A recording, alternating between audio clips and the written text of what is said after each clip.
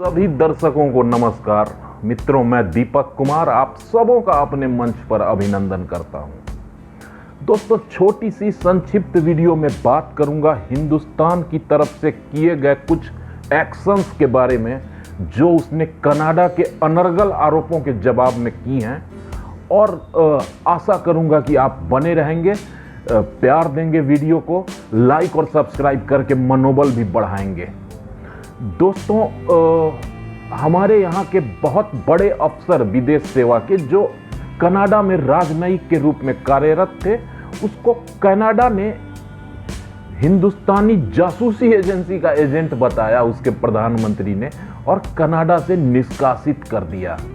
बड़ी बेइज्जती हुई विश्व पटल पर हिंदुस्तान की। इस तरह की ओछी हरकत की कनाडा ने, जो कि 10-15 दिनों पहले हमारी मेजबानी में हिंदुस्तान आया था, जहां हमारे माननीय प्रधानमंत्री मोदी जी ने वन अर्थ वन फैमिली का संदेश देने की कोशिश की, पूरी दुनिया में वसुधैव कुटुंबकम का मैसेज दिया कि पूरी दुनिया ही परिवार है, हम सब मिलकर रहें, मिलकर विकास करें, मिलकर आगे बढ़ें।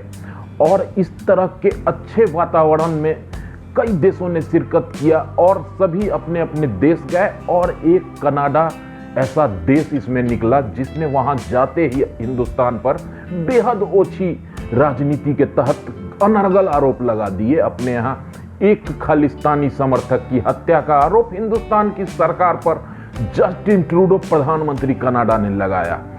आरोप भर ही नहीं लगाया जस्टिन ट्रूडो ने, ये अपने सुपर पावर देशों को चाहते थे, मित्रों को, कि ये सब मिलकर हिंदुस्तान को दबा दें, हिंदुस्तान के ऊपर बयान दें। इसी क्रम में उन्होंने जो बाइडेन अमेरिका से भी बात की, ऑस्ट्रेलिया के प्रधानमंत्री अल्बनीज से बात की, ब्रिटिश प्रधानमंत्री ऋषि सुनक से बात की, और ये सब एक मित्र माने जाते हैं विश्व बिरादरी में, बहुत कट्टर मित्र। लेकिन हिंदुस्तान की बढ़ती ताकत का अंदाजा मित्रों आप इसी बात से लगा सकते हैं कि इन तीनों सुपर पावर्स हिंदुस्तान के खिलाफ कनाडा के साथ खड़े होने के लिए तैयार नहीं हुए। किसी ने खुले मंच पर हिंदुस्तान सरकार पर आरोप में इनका साथ नहीं दिया, और गंभीर विषय जरूर बताया है, अमेरिका ने भी जांच करने की बात कही है, लेकिन किसी ने भी कनाडा के समर्थन में खड़े होने में दिलचस्पी नहीं दिखाई। मुंह की खाने के बाद कनाडा का ये बिगड़ैल प्रधानमंत्री, ये बहुत कम उम्र में प्रधानमंत्री बन चुका है, इसलिए मैच्योर नहीं लगता मुझे। कभी कभी तो मैंने कई सोशल साइट्स पर देखा है कि गांजा पीता है ये जस्टिन ट्रूडो, और यही नशे में ये अलबला रहा है, कुछ भी बोल रहा है। हरदीप सिंह निज्जर की हत्या भारत सरकार ने कराई, ऐसा आरोप उसने लगाया। उसके 2 दिनों बाद ही दोस्तों एक और खालिस्तानी समर्थक पंजाब का ही था, वो भी हिंदुस्तान की एनआईए द्वारा मोस्ट वांटेड था हिंदुस्तान में, वो भी कनाडा में ही मार दिया जाता है मित्रों।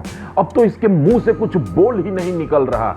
कई विश्लेषकों ने कहा कि इसको गांजा का नशा ज्यादा हो गया है जस्टिन ट्रूडो को, इसलिए बोल नहीं पा रहा, फिर बोलेगा, फिर कुछ आरोप लगाएगा। लेकिन प्रधानमंत्री नरेंद्र मोदी ने इसको इस लायक ही नहीं छोड़ा कि ये कुछ बोल सके मित्रों। जैसे ही इसने हिंदुस्तान के राजनयिक को कनाडा से निकाला, मोदी जी ने भी आदेश जारी किया कि कनाडा का जो राजदूत हमारे यहाँ है, 5 दिन में हिंदुस्तान छोड़ दो। और भगदड़ मच गई पूरी विश्व बिरादरी में कि अरे ये क्या, कनाडा जैसे शक्तिशाली देश को हिंदुस्तान का ऐसा तीखा जवाब। राजनयिक को निकालने के बदले इसने भी राजनयिक को निकाला। मोदी जी इतने पर भी नहीं रुके दर्शकों, मोदी जी ने हिंदुस्तान में आने के लिए किसी भी कनाडाई का प्रवेश निषेध कर दिया। आज स्थिति यह है कि कनाडा में जो एम्बेसी है हिंदुस्तान की, वहां हिंदुस्तान का वीजा किसी कनाडा के नागरिक को नहीं मिलेगा। अभी कोई वीजा का कार्यक्रम नहीं चलाया जाएगा। ये स्पष्ट संदेश था कि सुधर जाओ दुनिया के सुपर पावर्स, अगर हिंदुस्तान की तरफ आंखें टेढ़ी की तो आंखें निकाल ली जाएगी। जस्टिन ट्रूडो कांप रहा है डर से, उसने सोचा भी नहीं था कि हिंदुस्तान इतनी कड़ी प्रतिक्रिया दे सकता है, जो पूरी दुनिया को परिवार और वसुधैव कुटुंबकम कर रहा है, सबके लिए रेड कारपेट बिछा रहा है अपने देश में, जिस पर हम लोग घमंड से चल के गए, चल के आ गए। इस खटारा प्लेन से आने वाला ये घमंडी प्रधानमंत्री जस्टिन ट्रूडो, इसको इतना भी अंदाजा नहीं था कि ये हिंदुस्तान है, ये आत्मनिर्भर भारत है, ये मोदी का नया हिंदुस्तान है। इसने मुंह की खाई मित्रों, और विदेश मंत्रालय की तरफ से मोदी जी ने बयान भी जारी करवाया कि कनाडा का प्रधानमंत्री हो या कनाडा की सरकार हो या कनाडा का विदेश विभाग हो, ये सुन लो कि तुम्हारी धरती पर आतंकवादी पोषित हो रहे हैं, भारत के खिलाफ साजिशें रची जा रही हैं। न सिर्फ कनाडा में, ब्रिटेन, अमेरिका और ऑस्ट्रेलिया तीनों देशों को संदेश दिया गया कनाडा के साथ साथ कि आपके जगह पर भी अगर खालिस्तान के समर्थन में प्रोटेस्ट हो रहे हैं तो उसको रोको, अन्यथा भारत इसे अपनी एकता, अखंडता और सार्वभौमिकता के खिलाफ मानेगी। इस एक्शन को बर्दाश्त नहीं किया जाएगा और हमारे ऊपर इस तरह के अनर्गल आरोप लगाने से पहले सबूत रख लो। बिना सबूत के इस तरह के आरोप लगाओगे तो मुंह की खानी पड़ेगी। वैसा ही हुआ मित्रों, कनाडा अभी विश्व में अलग थलग पड़ा हुआ है।